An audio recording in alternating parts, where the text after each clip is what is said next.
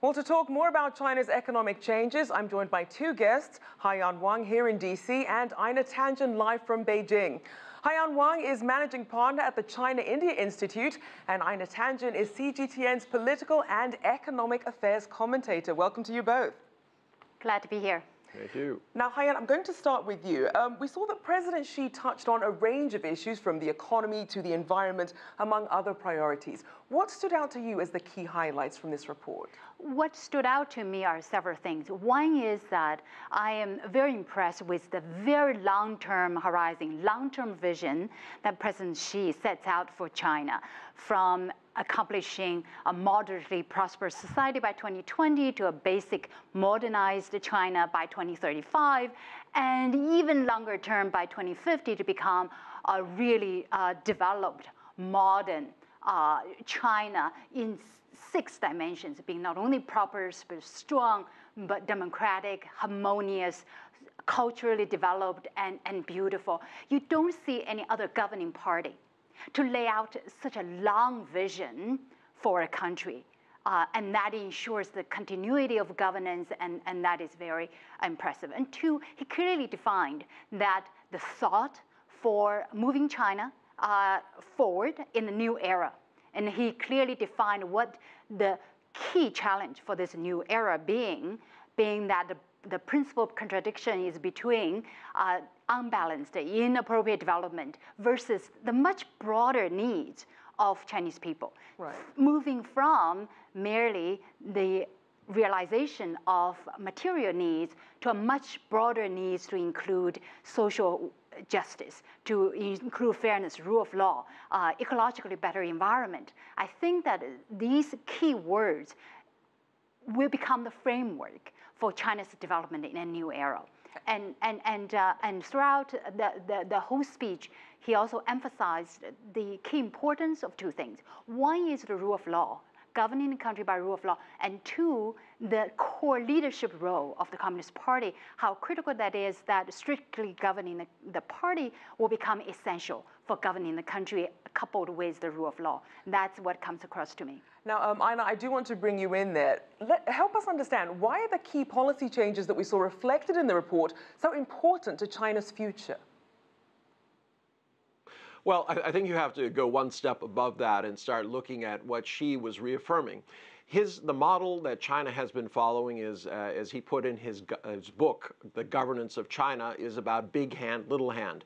I think China was very shaken by the missteps of the meltdown in 2008 and 2009, and they decided that the role of government is very important in setting up the parameters for a competitive society. So this is what they have. The big hand is government, the invisible hand is the market. They want to have a different kind of relationship than what we in the West are normally used to. And this is one of the optics that people have to get used to, is that you cannot look at China the same way that you look at your own country if you're living in the United States.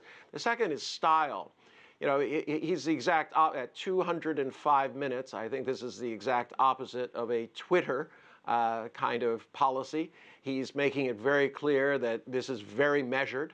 And he's talking about means and methods. I think too much attention is being paid to how many people will be on the standing committee at the end of the day and where Xi fits in. The fact is, the work report, which has the means and methods by which the Chinese government intends to go forward, is not going to change regardless of there is 5, 7, or 9 people on the standing committee. And these are the types of things that people should be paying attention to. The substance, what is really going on in China, how do they intend to go forward? Now, speaking of substance, how much progress would you say had been made on some of the major reform goals that we saw outlined at the 18th Party Congress? I think that in his work report, President Xi pointed out many accomplishments, profound changes accomplished in multiple areas. One is in economic accomplishment, that China has been growing at the moderate high pace, contributing to more than 1/3 of the global growth, lifting poverty, lifting 60 million people out of the poverty, moving urbanization at 1.2% per annual year, and I think that on many fronts of the reforms, he pointed out that 1,500 measures have been put in place.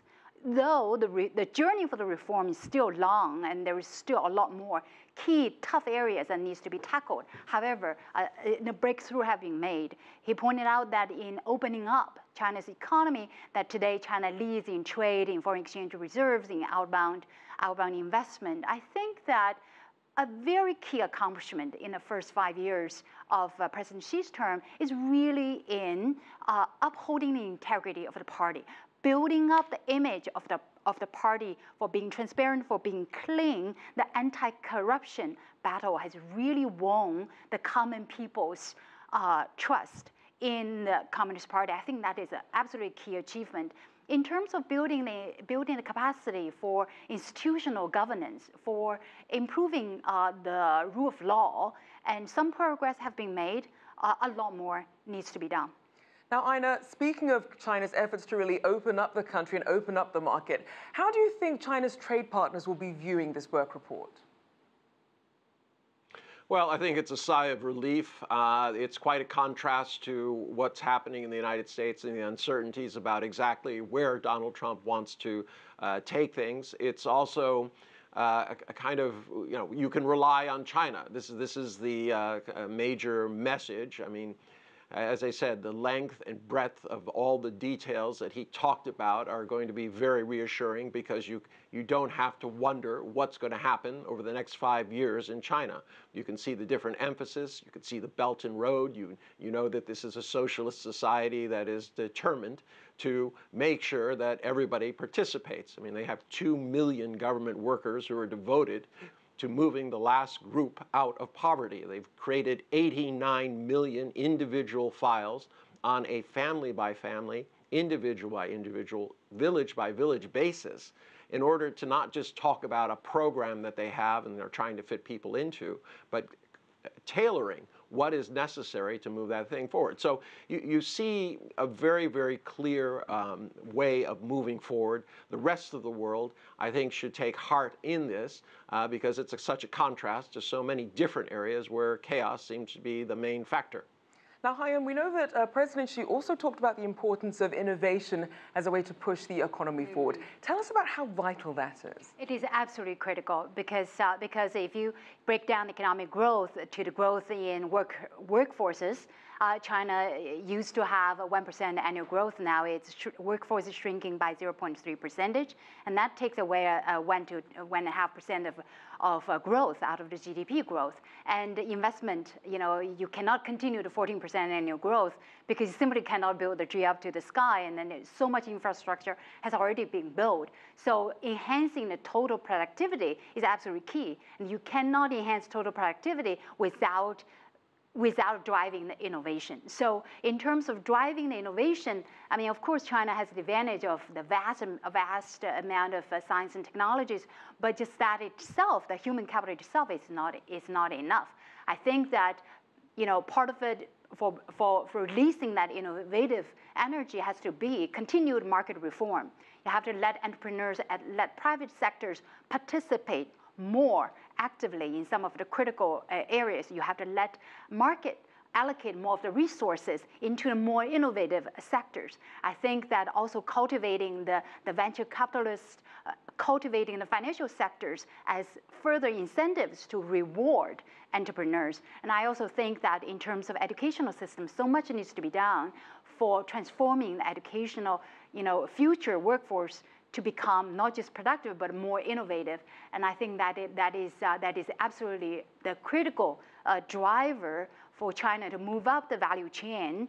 And he pointed out that as we enter the era of big data, artificial intelligence, automation, 3D printing, and industrializing 4.0, and then China could totally take advantage of these new technological exponential growth to leap forward in terms of upgrading China's economy.